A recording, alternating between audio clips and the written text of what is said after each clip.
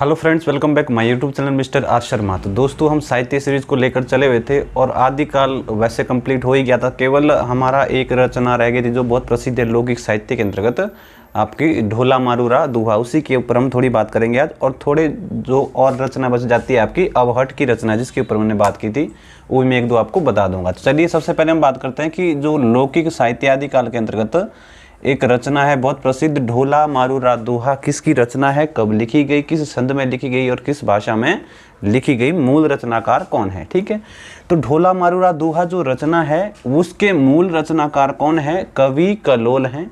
ध्यान रखना है, इसके जो मूल रचनाकार कौन है, कवि कलोल हैं। कौन सी शताब्दी के हैं, 11वीं शताब्दी के। ये 11वीं शताब्दी जो समय है वो किसके द्वारा माना गया है, डॉक्टर नागेंद्र के द्वारा माना गया है कि जो कवि कलोल हुआ करते थे, एक नामक कवि, वो क्या है, 11वीं शताब्दी के कवि हैं।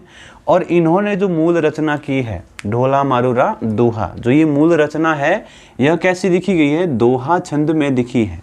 जो कवि कलोल द्वारा लिखी गई रचना है वो मूल रचना किस में लिखी गई है, दोहा छंद में लिखी गई है। और ये कैसी है, गेय रचना है, अर्थात गेय पद है, गाए जाने वाली रचना है। इसके बाद क्या हुआ कि इस रचना में किसी ने विस्तार किया, इसको आगे बढ़ाया, इसमें और पद जोड़े गए। एक व्यक्ति है कुशल राय वाचक, जैसे आपके जो कथावाचक होते हैं उन्हीं में से एक थे ये कुशल राय वाचक। ठीक है, इन्होंने क्या किया, 17वीं शताब्दी में, कब, 17वीं शताब्दी में इन्होंने इस रचना में ढोला मारूरा दुहा, इस रचना में क्या है, कुछ और पद जोड़कर क्या है, इसको प्रकाशित करवाया। ठीक है, कब, 17वीं शताब्दी में कुशल राय वाचक द्वारा ढोला मारूरा दुहा में कुछ और पद जोड़े गए और उन्हें संग्रहित करके पुरानी रचना को भी और कुछ नए पद उसमें जोड़ करके प्रकाशित करवाया। और कौन से छंद जोड़े गए, चौपाई छंदों में इसका प्रयोग किया गया।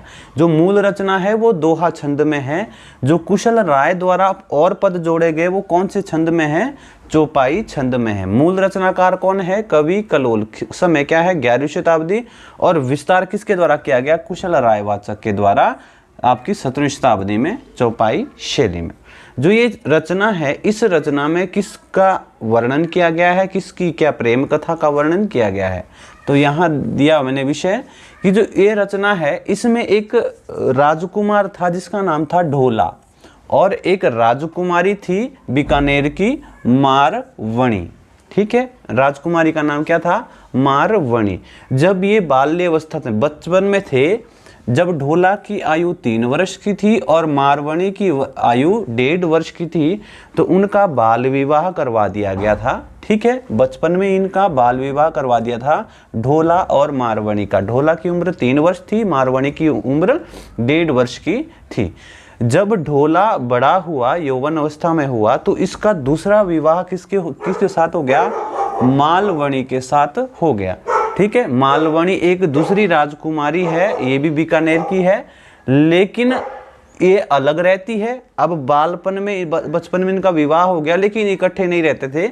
अब जब बड़ा हुआ तो इसने दूसरा विवाह किसके साथ रचा दिया, मालवणी के साथ इसने अपना क्या है, दूसरा विवाह रचा दिया। और जब यह बात क्या है, मारवणी को, अब ध्यान रखना, एक मारवणी है, एक मालवणी है।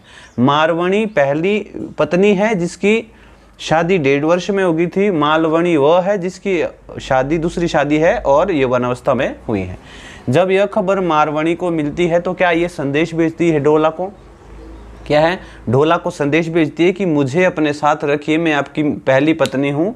तो क्या है, ढोला फिर इसको अपने साथ लाने के लिए चला जाता है। और उनकी कुछ इस तरह की विरह व्यथा है। पहले मारवणी की विरह व्यथा दिखाई गई है कि ये कैसे अलग रहती है, कैसे अपने ढोला के लिए क्या है, दिन रात जतन करती है मिलने का।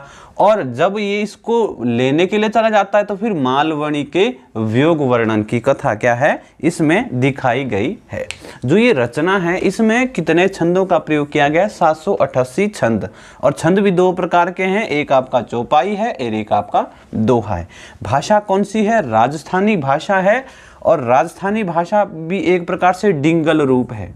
डिंगल रूप, जो आदिकाल में डिंगल पिंगल शैली हुआ करती थी, तो ये डिंगल शैली में लिखा गया है। हालांकि डिंगल शैली वीरता परक साहित्य के लिए प्रयोग की जाती थी, लेकिन इसमें क्या है, डिंगल शैली का प्रयोग किया है। डिंगल शैली क्या होती है, जब क्या है, अपभ्रंश के साथ क्या है, राजस्थानी का योग होता है। जब अपभ्रंश प्लस राजस्थानी भाषा मिलती है तो कौन सी शैली बनती है, डिंगल शैली। तो राजस्थानी भाषा है और रस कौन सा है, श्रृंगार रस का इसमें प्रयोग किया गया है, और वो भी कौन सा, वियोग श्रृंगार का प्रयोग किया है। ठीक है जी। यह रचना कैसी है, एक मुक्तक काव्य है। कई किताबों क्या ये खंड काव्य भी मिलेगा, लेकिन मुख्य रूप से ये कैसा है, मुक्तक काव्य के रूप में प्रसिद्ध है।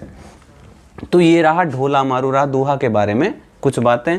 दो साहित्य और भी हैं लौकिक साहित्य, जयचंद प्रकाश भट्ट केदार की रचना है, और जय मयंक जस चंद्रिका ये क्या है, मधुकर कवि की रचना है, और इनका जो समय है वो 12वीं शताब्दी के आसपास माना जाता है।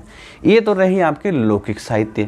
अब विद्यापति की हमने बात की थी कि उन्होंने अबहट में रचनाएं कही, और वहीं से मैंने आपको बताई थी बात कि अबहट की कुछ और रचनाएं भी हैं जो कि आदिकाल में रचित हैं। वो कौन कौन सी हैं, एक है आपकी उक्ति व्यक्ति प्रकरण। उक्ति व्यक्ति प्रकरण ये रचना का नाम है, और अबहट में लिखी गई है, किसके द्वारा लिखी गई है, दामोदर पंडित के द्वारा लिखी गई है, महत्वपूर्ण रचना है। ठीक है, उक्ति व्यक्ति प्रकरण अबहट में लिखी गई है, किसकी कविता है, रचना है, दामोदर पंडित की है। किस विधा की है, तो ये एक प्रकार का व्याकरण ग्रंथ है। कैसा है, एक व्याकरण ग्रंथ है। दूसरी रचना कौन सी है, एक वर्ण रत्नाकर रचना है, जिसके रचनाकार कौन है, ज्योतिश्वर ठाकुर इसके रचनाकार हैं। इसका रूप कैसा है, शब्दकोशीय।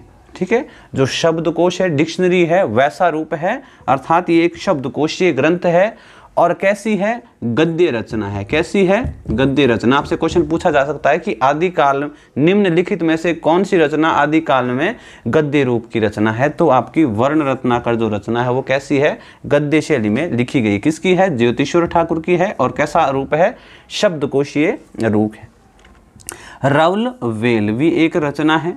ठीक है, और ये नेट में भी पूछी गई है। राउल वेल जो रचना है रोडा कवि द्वारा लिखी गई है, और ये भी कैसी है, एक गद्य रचना है। ये दोनों ही रचनाएं कैसी है, गद्य रूप है। आपसे क्वेश्चन पूछा जा सकता है कि आदिकाल की कौन कौन सी गद्य रूप रचनाएं हैं, और ये कैसी है, आदिकाल में सबसे प्रसिद्ध रचना है। ये कैसी है, शिलांकित कृत, कि शिलाओं में अंकित ऐसी कृति कौन सी है, तो ये आपकी राउल वेल रचना है।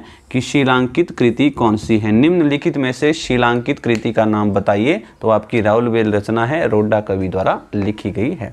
तो ये रहा आपका आदिकाल का प्रारूप। अब हम अगली वीडियो में बात करेंगे कि कैसे आपका भक्ति काल आंदोलन आरंभ होता है, भक्ति का उदय कैसे होता है, कौन कौन से भक्ति आंदोलन के जो उदय के मत हैं वो कौन कौन से हैं, और भक्ति आंदोलन के समर्थ में उसके बढ़ावा देने के लिए कौन कौन से संप्रदाय फिर विकसित किए गए, और उत्तर भारत में फिर धीरे धीरे क्या है, भक्ति का विस्तार कैसे कैसे हुआ, उनके बारे में हम चर्चा करेंगे।